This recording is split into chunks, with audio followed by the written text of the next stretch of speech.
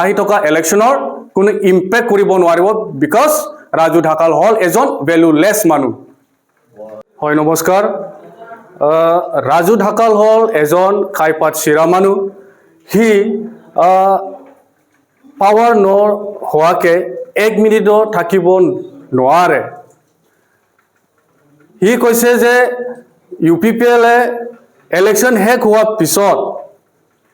ICU বা ভেন্টিলেটৰত যাব তেখেতে এজন শিক্ষিত মানুহ হয় জানিব লাগে যে 50 বা 70% পেশেন্ট বিলাক যোন মানে ভেন্টিলেটৰ বা ICU থাকে ৰিভাইভ হৈ আহে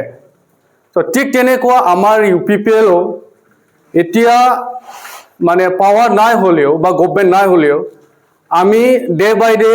ষ্ট্ৰং গাৰ হৈ আছে এতিয়া মানে যোন লিডাৰ বিলাক অলপ গোটালা কৰিছিল বা ডুপ্লিকেট লিডাৰ বিলাক যোন মানুহবিলাক যোন লিডাৰ বিলাক প্ৰমোদ ছাৰৰ ওচৰত থাকি পইচা খাৱাৰ ধান্দাত আছিল এই মানুহবিলাক এতিয়া আমাৰ UPPLৰ দলৰ পৰা গুচি গ'ল ঠিক তেনেকুৱা ৰাজু ঢাকাল এজন দালালি মানুহ আছিল হি প্ৰমোদ বড়ো ছাৰৰ লগত থাকি নিজৰ আইডেন্টিটিটো কৰি ললে হি যদি প্ৰমোদ বড়ো ছাৰৰ লগত নাথাকিলে হয় তেন তেখেতক আজি দিনত কোনো চিনি নাপালো হয় ওদালগুৰি ৰাইজে জানাটো বহুত ইম্পৰ্টেন্ট হয় যে ৰাজু ঢাকাল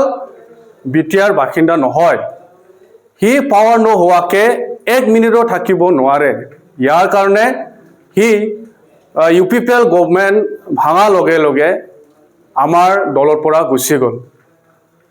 চাইটাক হাগ্ৰামা মহিলাৰীয়ে তেখেতৰ নিচিনা লিডাৰ বিলাকক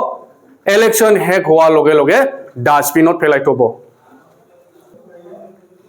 ৰাজু ঢাকালে UPPLত বা আমাৰ লগত আছিল একমাত্ৰ পইচা লুটি খাব কাৰণে হি প্ৰমোদ বড়ো ছাৰৰ লগত থাকি পইচা লুটি খাব নোৱাৰিলে হি যাৰ কাৰণে হি আমাৰ পাৰ্টিটো এৰি পেলাই এতিয়া হাগ্ৰামা লগত যায় তাতে লুটি খাব কাৰণে গৈছে কিন্তু হি তাতেও নোৱাৰিব আৰু